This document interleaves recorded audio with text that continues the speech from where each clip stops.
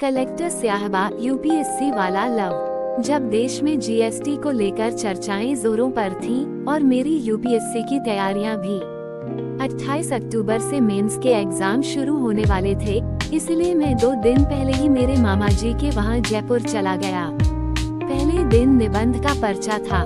सारे बच्चे जीएसटी तथा नोटबंदी को लेकर कोई एक निबंध पूछे जाने को लेकर आश्वस्त थे, लेकिन यूपीएससी ने फिर साबित कर दिया कि उनका सवाल पूछने का ट्रेंड यह है कि कोई ट्रेंड नहीं है। एक के बाद एक पेपर अच्छे हुए या खराब, लेकिन वो गए थे। मैंने राहत की सांस ली, इसलिए मुख्य परीक्षा संपन्न हो चुकी नहीं कि पेपर बहुत अच्छे गए थे, इसलिए क्योंकि कंक्रीट के शहर की जीवनशैली से मुक्त होकर सप्ताह 10 दिन के लिए अपने गांव में सुकून भरे दिन बिताने को मिलने वाले थे। ऑप्शनल पेपर आखिरी दिन था। उसी दिन मैं जैसलमेर इंटरसिटी से जोधपुर निकल गया। पेपर कैसे गए हैं? एंजल का मेल आया। लग तो रहा है ठीक हुए हैं, देखते हैं क्या होता है। मैंने जवाब दिया, यूपीएससी जैसी प्रतियोगी परीक्षा में अधिकतर बच्चों का पेपर तो ठीक हो जाता है, पर रिजल्ट अक्सर ठीक नहीं आता। प्रतियोगी परीक्षा और कॉलेज की परीक्षा में बस यही फर्क होता है। कॉलेज में पेपर खराब हो जाए तो दोस्तों से सुपर बकवास कहने में संकोच नहीं करते, लेकिन यहाँ सब उम्मीद भरी नजरों से देखते हैं, इसलिए यूपीएससी के पेपर देने वाले हर अभ्यर्थी के बाद में ठीक कहना एक सामाजिक बन जाता है। ओके, प्री परीक्षा में मैं 2 बार फेल हो चुकी हूँ। क्या रणनीति अपनाऊं कि 3 जून 2018 की परीक्षा आसानी से पास कर जाऊं? परिवार वालों और सगे संबंधियों ने सवाल पूछ कर कान पका दिए हैं कि प्री क्यों नहीं हो रहा है। ये सवाल मेरे दिल में कांटे चुभो देता है। एंजल ने अपनी व्यथा मुझे सुनाई। सबसे पहले सिविल सेवा परीक्षा एवं कॉलेज लेवल की परीक्षा में अंतर समझने की जरूरत है। मैंने कहा, क्या हम फोन कॉल पर बात कर सकते हैं, अगर आपको कोई प्रॉब्लम ना हो तो? एंजल का मैसेज अगले क्षण दिखलाई पड़ा। कॉन्टैक्ट नंबर की अदला बदली के बाद उनका कॉल आया।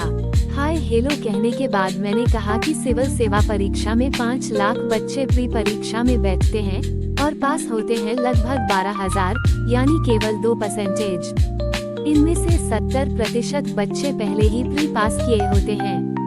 जो आंकड़े दिखाते हैं वो असल में उतने होते नहीं हैं। तो ये कॉलेज परीक्षा से बिल्कुल अलग तरीके की प्रतियोगी परीक्षा है। मैंने मुखर्जी नगर के बाबा टाइप लोगों के अंदाज में कहा, अच्छा ये बात है। उन्होंने कहा, यूपीएससी की तैयारी का फर्स्ट रूल यही जान लीजिए कि किताबों को ज्ञान के लिए नहीं एग्जाम के लिए पढ़ना है। आपको पता होना चाहिए कि किस टॉपिक को स्किप करना है और किसको ज्यादा टाइम देना है, अदरवाइज एग्जाम तो नहीं निकलेगा, पर मुखर्जी नगर और राजेंद्र नगर के ज्ञानी बाबाओं में नाम जरूर शुमार हो जाएगा। मैंने यूपीएससी की तैयारी का फर्स्ट गोल्डन रूल बताते हुए कहा, ये ध्यान रखो कि आईएएस आसमान से नहीं टपकते, वो हम व आप में से ही होते हैं, लेकिन ये लोग जिस मंजिल की ओर जाना होता है उसी ट्रेन के डब्बे में सफर करते हैं। लोग धुन के बेहद पक्के होते हैं। इन लोगों के दिलों में आग लगन की जलती है, इसलिए इन्हें सफलता हर हाल में मिलती है। उद्धरण चिन्ह ... मेरा यूपीएससी वाला ज्ञान निकलना शुरू हो चुका था। आईएएस की तैयारी का सबसे बड़ा फायदा यह है कि अगर 2-3 साल गंभीर रूप से तैयारी कर ली जाए तो कम से कम आप ज्ञान बघारने की कला में तो सिद्धहस्त हो ही जाते हैं। फिर आप किसी भी टॉपिक पर, किसी भी समय, किसी भी व्यक्ति को ज्ञान देने की और अपनी तरह से समझाने की कोशिश करने लग जाते हैं। देश व सरकार की हर समस्या पर अपना व्यू पॉइंट जरूर देते हैं। क्या बात है, आप तो अच्छे मोटिवेटर भी हो, उन्होंने तारीफ करते हुए कहा। अच्छा ये बताए, सिलेक्शन में किस्मत का कितना रोल है? नहीं, किस्मत को मैं नहीं मानता। ये किस चिड़िया का नाम है? तैयारी करने से पहले भाग्य की बात करना बेईमानी है, इसलिए इंसान को कभी भाग्य का रोना नहीं रोना चाहिए। आप एक दिन में भी किस्मत चमकने का इंतजार मत कीजिए। आपको और कुछ नहीं करना है सिवाय कड़ी मेहनत के। भाग्य को अपने ढंग से काम करने दो, आप अपने ढंग से काम करो। भाग्य तो आलसी लोगों का गहना है, आप जैसे कर्मठ लोगों का नहीं। वही युवा सफलता हासिल करता है जिन्हें खुद के कर्म पर विश्वास होता है।